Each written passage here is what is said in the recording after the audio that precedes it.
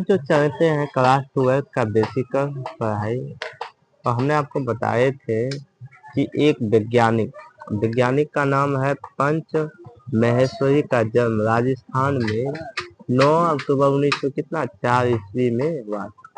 वो केवल भारतीय नहीं बल्कि समस्त विश्व के अत्यंत प्रतिष्ठित और खातिरकर्ता और वनस्पति उच्च शिक्षा की करने के उद्यम में वो इलाहाबाद गए, जहां उन्होंने डॉक्टर ऑफ साइंस की उपाधि पाई और साथ ही कॉलेज के दिनों में ही उन्होंने अमेरिकी मिशन अध्यापक डॉक्टर W.H. हिऑन प्रेरणा लेकर उन्होंने वनस्पति विज्ञान का विशेष अकादमी के अध्यापक में रुचि शुरू की। इसके शिक्षक के बार बार अपने प्रयासों को इस प्रकार में किया गया कि कई विद्यार्थियों ने प्रगति उससे भी ऊपर प्रोत्साहित किया और वह अपने पीछे बैठकर बदलने के बाद उन्होंने वह किया। उन्होंने भ्रूण एवं वनस्पति विज्ञान का पहलू को कार्य किया और विभिन्न लक्षणों का उपयोग को लेकर लोकप्रिय। उन्होंने दिल्ली का विश्वविद्यालय में वनस्पति विज्ञान के संस्थापक और क्या होता है अपरिचित भ्रूण के कृत्रिम वर्धन का कार्य आरंभ किया और आवश्यकता में भी बढ़ गया। इन दिनों उत्तक वर्धन के विज्ञान के क्षेत्र में ऐतिहासिक घटना के रूप में टेक्स्ट बुक परखनी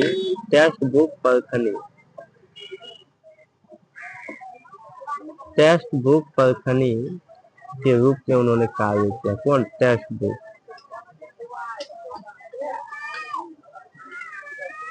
कार्य किया। अब कह रहा है कि परखनी के बाद उन्होंने नीचे से अंडाण्डीय परागण में इस कार्यों को विश्व में इसकी जय जयकार हुई और royal society of London Indian FRC का उपाधि इंडियन के रूप में दिया। और कह रहा है कहता है कि इसकी FRS की फॉरेन इंडियन साइंस एकेडमी के साथ साथ उत्कृष्ट संस्थाओं में इन्होंने सम्मानित किया और इन्होंने शिक्षा को प्रोत्साहित किया और साथ ही स्कूल के क्षेत्र में महत्वपूर्ण सहयोग प्रदान किया। NCERT का 1964 ईस्वी में हायर सेकेंडरी स्कूल के लिए जीव विज्ञान का पहली पुस्तक इन्हीं के नेतृत्व से क्या हुआ प्रकाशित हुआ हमारे NCERT के बुक। तो चलिए हम आपको बताए थे कि इसमें क्या होता है। देखो हमने अध्याय एक में क्या है पुष्पी में रेंगिंग जनन प्रजनन कैसे होता है, तो इसके बारे में देखते हैं कैसे होता है। तो पुष्पी, तो यहाँ क्या हम सब भाग्यशाली नहीं है कि पादक रेंगिंग प्रजक और संघ प्रकार के पुष्पी जिन्हें हम आनंद में छाती लगा कर देखते और सुनते, जिसकी महक हमें महदहोश हो जाती है और इसके भरपूर यदि सभी प्रकार के लैंगिक प्रजनन की सहायता होती है तो पुष्प का अस्तित्व की मात्रा हमारे उपयोग नहीं होती। पुष्पी पादक के लैंगिक जनन की प्रदर्शित करती और पुष्पकरण और पुष्पों की रचना की इस दृष्टि में अनुकूल का एक व्यापक दर्शाता है।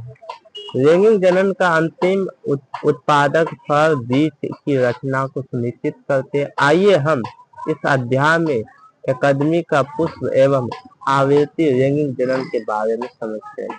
तो सबसे पहले हमने कहा था निषेचन संरचना घटनाओं दोहन द्वितीय क्या होता है, द्वितीय जो होता है द्वितीय लैंगिक क्या है, तो ये पुष्पी आवृत्ति बीजाणु को।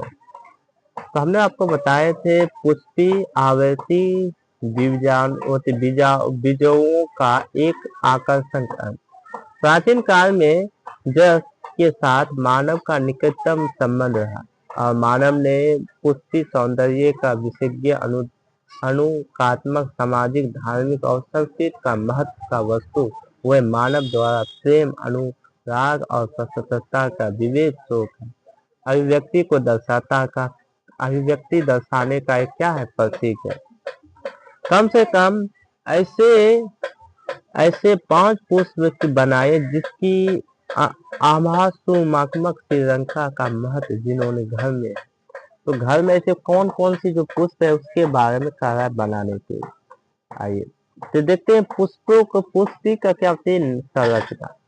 हमने आपको बताए थे कि ये जो यहाँ से जो भाग होते हैं, यहाँ इसको कहते हैं वर्तिका भाग। ये जो यहाँ से जो बीच वाला जो डंठल है इसको वर्तिका कहते हैं, वर्तिकाग्र कहते हैं। और यहाँ से ये जो पैनल है यहाँ इसको कहते हैं क्या, वर्तिकाग।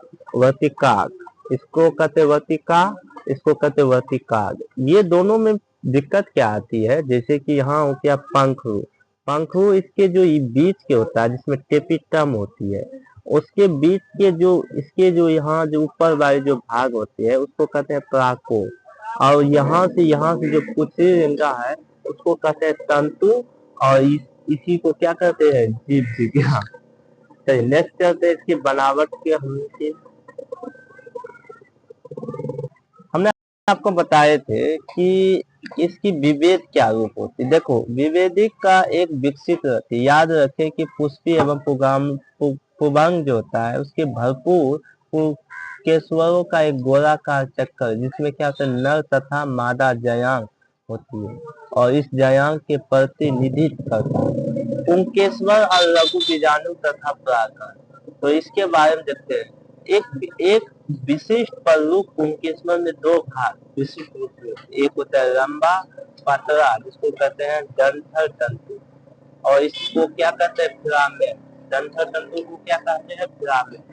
अब कहता है कि अंतिम सिरा का पराकोष कहलाती है। कहता है तंतु समारोह का छोर तंतु के पुष्प दल से जुड़ा होता है। तो यहाँ जैसे कि यहाँ जो पराकोष है तो उसके द्वारा क्या है तंतु के यहाँ जो है हमने आपको बता दें इसकी जो तंत्री में एक तंतु लगा होता है और ये जो दोनों पराकोष आपस में क्या होते हैं, दोनों की जो होती है बीज आकार की होती है उसकी। और उसके बाद कहता है राइम ऑफ डेंसर की होती है। कहता है तंतु समारोह का छोर पुष्प के पुष्प आसन के पुष्प दल से जुड़ा होता है और पुंकेश्वर की संख्या में लंबाई एवं विभिन्न प्रकार की प्रजाति में विभिन्न होती है। अगर आप 10 पुष्पों को प्रत्येक विभिन्न प्रजाति को एक एक पुंकेश्वर में एकीकृत कर लें और जिसे स्लाइडर में रखें और देखें कि इसके आकार बहुत भीम होती है। क्या होता है भीम मतलब अलग होती है और प्रकृति का विद्वान है।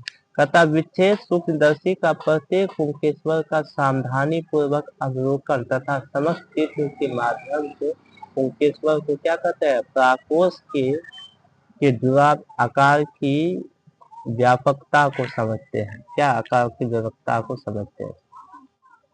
आगे कह रहा है देखिए। कहता एक प्ररूप और आवृत्ति जीव का पुंकेश्वर 2 पारिक तथा प्रत्येक पारी में 2 कोष होते हैं जिसे 2 कोष्ठीय होते हैं।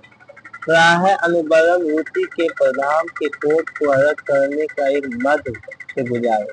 आइए प्राकोष तथा एक अनुष्ठान को काट कर विभिन्न प्रकार के ऊतकों तथा संयोजक को समझे। कहता एक प्राकोष द्वितीय प्रकृति का प्राकोष के अनुरूप काटती है और बहुत सी पृथक सुव्यकार। कहता प्राकोष के 4 वस्तु कोष्ठीय संरचना होती है जिसकी कोनों का लघु बीजाणु समाहिक प्रत्येक जो पारी में 2 होती है और लघु बीजाणु की विकसित मिट्टी को प्रोकैन सेक्टर से किया जाता है और इसकी एक लंबाई विकसित होती है जिसकी पराकोष में बनती है। पराकोष में क्या होती है बनती है।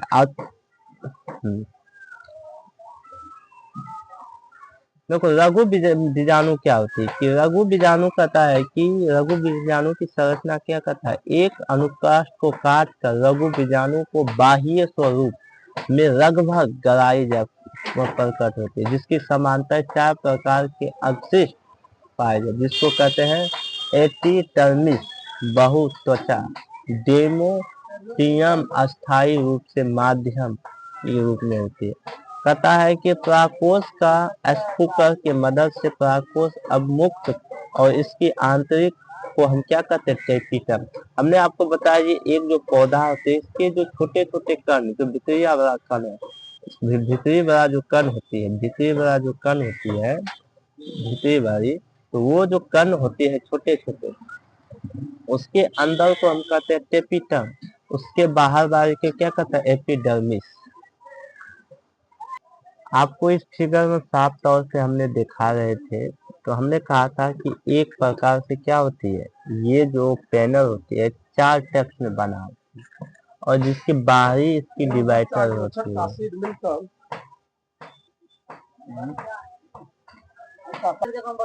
चलिए हाँ, टेपिटम के बारे में हम आपको बता दें। टेपिटम क्या होती है, यहाँ देखो, यहाँ से एक पैनल होती है और यही पैनल को जो टेपिटम, इसकी जो भीतरी जो सतह होती है उसको टेपिटम कहते हैं। क्या कहते हैं, टेपिटम। और टेपिटम में एक संयोजक जो यहाँ से होती है इसको संयोजक कहते हैं। इसको अब त्वचा, इसको अंतर्धर्मी और इसको बीजाणु उत्तक और इसको टेपिटम।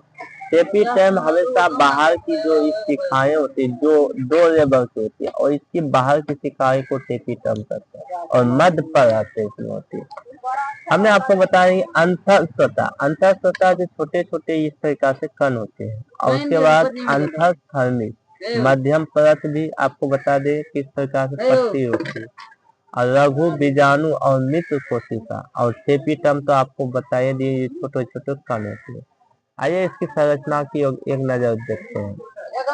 केंद्रक, तो यहाँ से आपको बता देंगे केंद्रक किसे कहते हैं। तो केंद्रक का मतलब क्या होता है, देखते हैं। तो केंद्रक जो होता है कि एक युक्त होती है, केंद्रक युक्त होती है। क्या आपने कभी सोच सकते हैं कि किस प्रकार की टेपिटम कोशिका को 2 केंद्रीय बना सकती है। जब आप पराकोष परिपक्व होता है तो घने सुसंबंधित जातियों की कोशिकाओं का समूह, जिसे बीजाणु जनन उत्तक कहते हैं, बीजाणु के केंद्र भाग में स्थित होती है। क्या होता है, केंद्र भाग में क्या होती है, स्थित होती है। आप देखो, कहता है कि लघु बीजाणु जनन, कहता जैसे जैसे पराकोष विकसित होती है तो बीजाणु का उत्तक कोशिका अर्धसूत्री विभाजन द्वारा क्या होता है, बीजाणु का चतुष्कष्टीय बनती है और चतुष्कष्टीय कोशिका का सुषुम्नाता होती है। अब हमने बताया थे कि जब भी टेपिटम होता है तो वो हमेशा अर्धसूत्री होगा। क्या होगा, जैसा कि बीजाणु उत्तक में प्रत्येक कोशिका का लघु चतुष्कष्टीय बीजाणु के कक्ष में होती है और प्रत्येक प्रकार की पराकण पर मित्र कोशिका होती है। एक प्रकार की मित्र कोशिका का अर्धसूत्री विभाजन का बीजाणु निर्माण की प्रक्रिया को लघु बीजाणु कहते हैं। जैसा कि आप लघु बीजाणु की संरचना 4 प्रकार के समूह में व्यक्तित करते हैं। लघु को एक चतुष्कीय और चतुष्कीय भी कहते हैं। जैसे जैसे पराकोष परिपक्व होता है उसमें लघु केंद्रीय। इसका जो भाग 2 होगा उसका भाग 2 को हम आपको बताएंगे। ठीक है, अभी थोड़ा देर तक